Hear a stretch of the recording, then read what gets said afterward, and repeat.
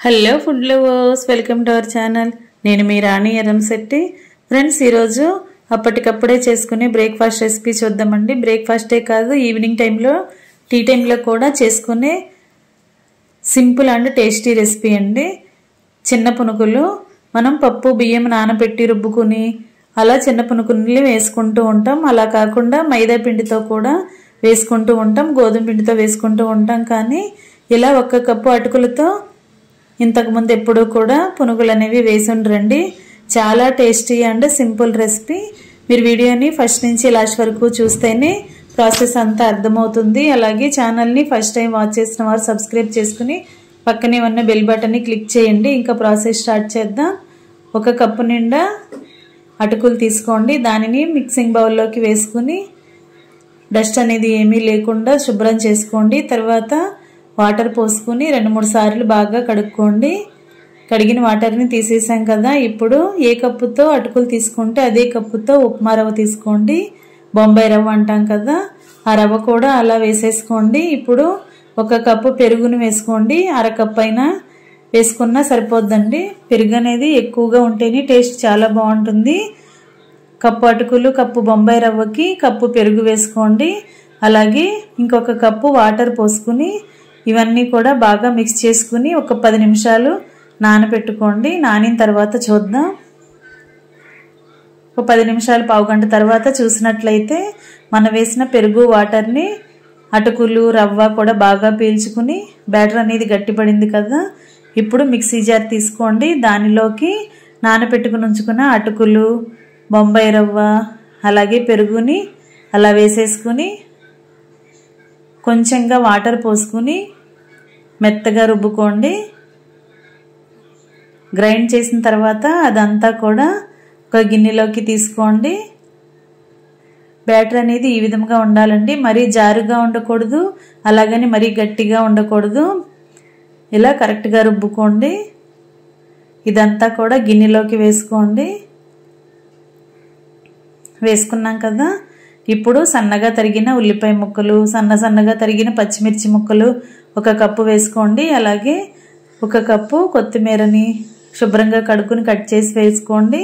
కొన్ని కరివేపాకు రెబ్బలను కూడా వేసుకుని 1 టేబుల్ స్పూన్ జీలకర్ర, టేస్ట్కి సరిపడా సాల్ట్ వేసుకుని ఇవన్నీ కూడా పిండిలో కలిసే వరకు బాగా కలుపుకోండి.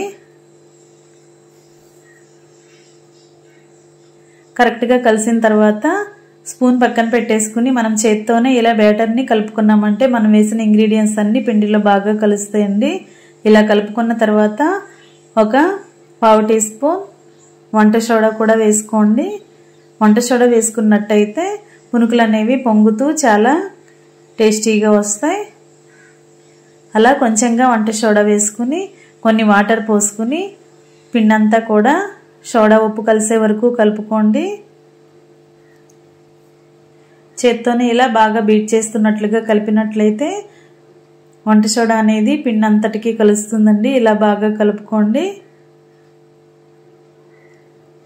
ఇప్పుడు 1 కప్పు నిండా వాటర్ని పక్కన పెట్టుకుని చేతిని వాటర్లో తడుపుకుంటూ పిండిని కలుపుకోండి.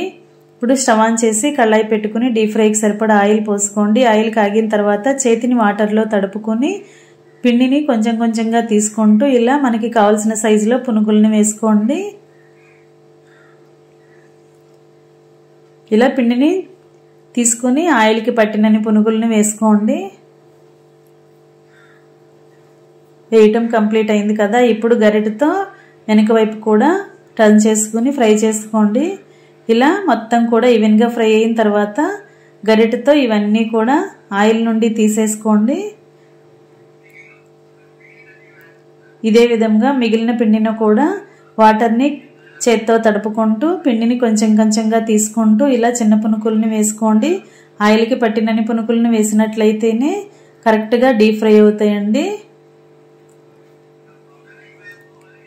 ఇలా మొత్తం కూడా వేసుకుని 2 వైపులా కూడా కరెక్ట్గా డీప్ ఫ్రై చేసుకోండి. ఇదే విధంగా మనం రెడీ చేసి పెట్టుకున్న పిండి అంతా కూడా పునుకుల్ని వేసుకుని డీప్ ఫ్రై చేసుకుని సర్వింగ్ ప్లేట్లోకి తీసుకుని ఫ్యామిలీకి సర్వ్ చేసుకోవటమే. చాలా టేస్టీగా ఉండే అటుకుల పునుకులు రెడీ అయిపోయండి. చాలా చాలా కమ్మటి అండ్ సింపుల్ రెసిపీ. మీరు అప్పటికప్పుడే ఈ ప్రాసెస్ని కంప్లీట్ చేసి ఫ్యామిలీకి బ్రేక్ఫాస్ట్ పెట్టొచ్చు, అలాగే టీ టైంలో స్నాక్స్ లాగా కూడా పెట్టొచ్చండి. వీటిని పల్లీ చట్నీ కానీ, కొబ్బరి చట్నీ కానీ, టొమాటో చట్నీతో కానీ సర్వ్ చేసుకుంటే చాలా చాలా టేస్టీ అయిన పునుకులు రెడీ అయిపోతాయి. వీడియో నచ్చినట్లయితే లైక్ చేయండి, అలాగే మీ ఫ్రెండ్స్కి, ఫ్యామిలీ మెంబర్స్కి రెసిపీ షేర్ చేయండి. ఫస్ట్ టైం వాచ్ చేసిన వారైతే ఛానల్ని సబ్స్క్రైబ్ చేసుకుని పక్కనే ఉన్న బెల్ బటన్ని క్లిక్ చేయండి. నేను పెట్టబోయే రెసిపీస్ అన్నీ మీ ఫోన్కి నోటిఫికేషన్కి వస్తాయండి. ఓపెన్ చేసి చూడండి. మీకు రెసిపీస్ కానీ వాటి ప్రాసెస్ కానీ నచ్చినట్లయితే మీరు కూడా కుక్ చేసి ఫ్యామిలీకి సర్వ్ చేయండి. ఇలా పల్లీ చట్నీతో వీటిని సర్వ్ చేసుకుంటే చాలా చాలా కమ్మటి బ్రేక్ఫాస్ట్ తిన్నట్లే. లోపలంతా కూడా చాలా గుల్లగా, క్రిస్పీగా, చాలా చాలా టేస్టీగా వస్తాయండి. పెరుగు వేసాం కదా, అలాగే అటుకులు, బొంబాయి రవ్వతో చేసిన రెసిపీ చాలా చాలా కమ్మగా ఉంటుంది. ఖచ్చితంగా మీరు ట్రై చేయండి. మీరు వండిన తర్వాత ఎలా కుదిరాయో కూడా కమెంట్ చేయండి. ఛానల్ని ఫస్ట్ టైం వాచ్ చేసిన వారు సబ్స్క్రైబ్ చేసుకోండి. వీడియో నచ్చినట్లయితే లైక్ చేయండి. ఫ్రెండ్స్కి, ఫ్యామిలీ మెంబర్స్కి రెసిపీ షేర్ చేయండి. బ్రేక్ఫాస్ట్ టైంలో ఇడ్లీ, దోశ, ఉప్మా లాంటివి కాకుండా అప్పుడప్పుడు ఇలా అటుకులతో కూడా బ్రేక్ఫాస్ట్ చేసి పిల్లలకి, ఫ్యామిలీకి సర్వ్ చేయొచ్చండి. వీడియో నచ్చినట్లయితే లైక్ చేయండి. మరొక రెసిపీతో మళ్ళీ కలుద్దాం.